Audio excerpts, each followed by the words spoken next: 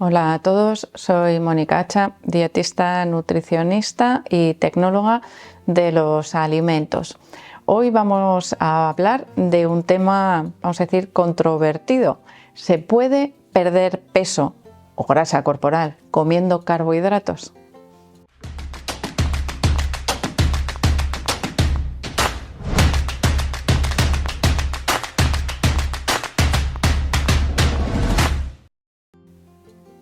Las dietas bajas en carbohidratos se han puesto de moda entre los deportistas, sobre todo cuando quieren mejorar la composición corporal. Es una estrategia dietética especial que hay que realizar de una manera adecuada cuando queremos conseguir un objetivo. Pero no siempre es necesario reducir al máximo los carbohidratos para poder perder peso o para mejorar la composición corporal, como os decía, perdiendo grasa corporal. De hecho, voy más allá. Se puede perder peso corporal, se puede perder grasa comiendo cantidades altas de carbohidratos en la dieta. Evidentemente, no cualquier carbohidrato y no en las cantidades que a nosotros nos apetezca sin control. Me refiero a que hay que valorar adecuadamente siempre esos requerimientos que tiene nuestro organismo en función del tipo de ejercicio físico que estemos realizando. Pero es posible, vamos, os adelanto ya y pongo la mano en el fuego, que es posible perder peso, mejorar la composición corporal comiendo carbohidratos. Y vamos a ver cómo, porque claro, una cosa es que yo os diga que se puede y otra cosa es evidentemente que os explique cómo podéis conseguirlo. Cuando hablamos de carbohidratos en la dieta, tenemos que tener en cuenta algo que os digo en numerosas ocasiones, que no todos los carbohidratos son iguales y no todos los carbohidratos tienen el mismo efecto en nuestro cuerpo. Por lo tanto, cuando queremos perder grasa corporal, tendremos que jugar a equilibrar algunos de estos carbohidratos. Cuando hablamos de dietas de deportistas, sabemos que los carbohidratos son una de las principales fuentes de energía, especialmente para deportistas de resistencia, es decir, con entrenamientos de larga duración y que además tengan un porcentaje de grasa corporal, vamos a decir, moderado. Vale, pero es que yo lo que quiero es reducirlo aún más. Os aseguro que con una ligerita disminución de la cantidad de carbohidratos, siendo una dieta alta en carbohidratos, obtenemos ese efecto de pérdida de grasa corporal. Un ejemplo. Un deportista o un corredor de maratón cuya dieta lleva una buena cantidad de carbohidratos. Podríamos decir que un 70% fácil de la dieta serían carbohidratos y además carbohidratos, vamos a decir que no de absorción muy lenta, sino, bueno, pasta, arroz, son alimentos muy habituales, patata, boniato, ese tipo de carbohidratos. Podemos jugar con ellos no solo en cantidad, sino en efecto en nuestro organismo. ¿A qué me refiero? A que si yo enfrío esos carbohidratos, reduzco el impacto en la glucemia. Y podéis decir, vale, pero entonces reduzco también el efecto en mantener esa energía a largo plazo. Bueno, realmente igual. En ese momento yo no voy a notar esa reducción de la energía si la voy manteniendo a lo largo de ese maratón, pero te aseguro que vas a bajar la grasa corporal si tienes una buena flexibilidad metabólica que te permita utilizar también esa grasa. Es decir, una ligera, alrededor de 200 calorías de reducción en la cantidad de carbohidratos obliga a mi cuerpo a gastar parte de esa energía almacenada en forma de grasa corporal. Por lo tanto, puedo bajar de grasa corporal incluso con una dieta muy alta en carbohidratos. Claro, si yo soy deportista ocasional, corro 5 kilómetros y quiero una dieta con un 70% de carbohidratos, probablemente me van a sobrar y en lugar de perder grasa corporal voy a aumentarla. Vamos con más casos. Si yo, por ejemplo, quiero mantener mi consumo de carbohidratos habitual, pero quiero perder grasa corporal, tengo otra opción, que sería aumentar ligeramente mi gasto energético, es decir, la cantidad de ejercicio físico o, mejor dicho, de actividad física diaria. Yo puedo seguir corriendo mis 5 kilómetros, pero en lugar de ir en coche al trabajo, voy andando. O aumento mi ejercicio físico subiendo y bajando las escaleras 2 veces cuando llego a casa. Es decir, esos ligeros aumentos hacen que esa cantidad habitual en mi dieta de carbohidratos, que ya está valorada para mis requerimientos, se mantenga estable, pero yo aumento el gasto. Eso obliga a mi cuerpo a perder grasa con más facilidad. Estoy hablando de deportistas.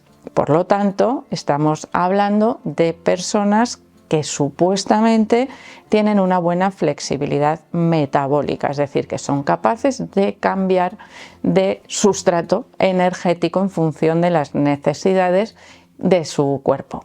Pero ¿qué pasa si estamos con una persona que es deportista principiante, vamos a decir, y que no tiene buena flexibilidad metabólica y que de hecho empieza a realizar ejercicio físico porque tiene cierta resistencia a la insulina?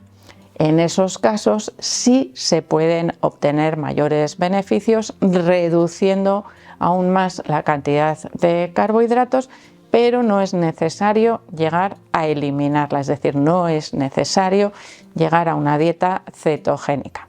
En algunas personas la reducción drástica de los carbohidratos de la dieta puede suponer un aumento del estrés, un aumento del cortisol, y es algo que hace aumentar la grasa a nivel abdominal, con lo cual podemos encontrarnos también con mayores dificultades.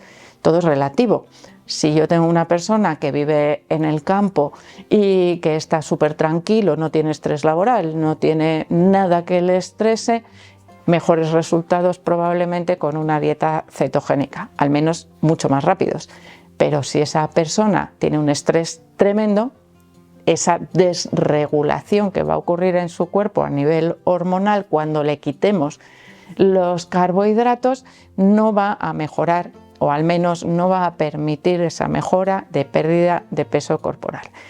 ¿Qué haremos con esta persona?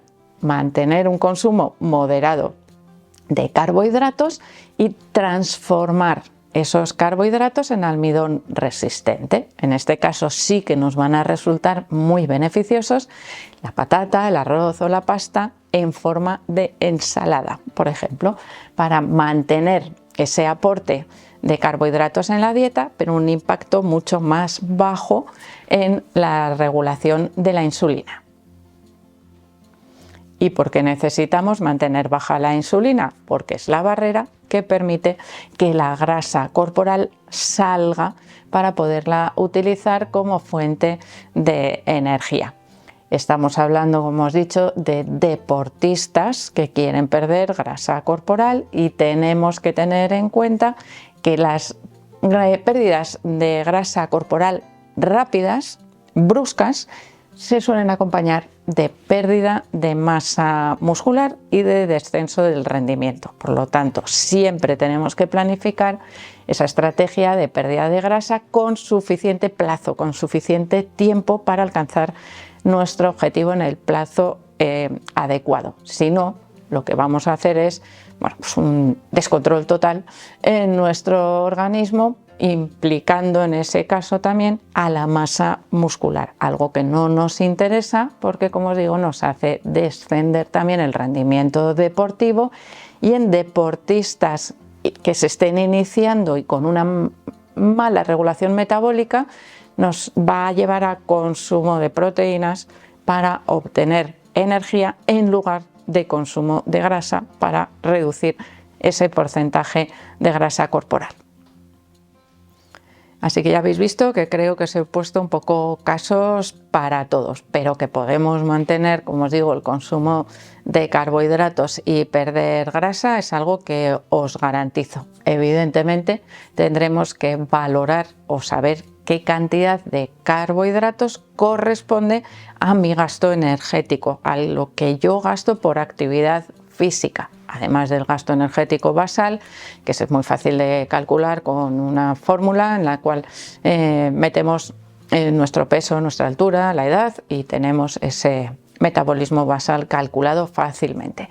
Así que es importante, como os digo, valorar lo que realmente estamos gastando por encima de ese metabolismo basal y adaptarlo a la obtención de energía que tenemos a través de ese consumo de carbohidratos. Así que no es necesario renunciar al consumo de carbohidratos, sino elegirlos adecuadamente, cocinarlos también de la manera adecuada y adecuar sus cantidades a lo que estamos, al objetivo que estamos buscando.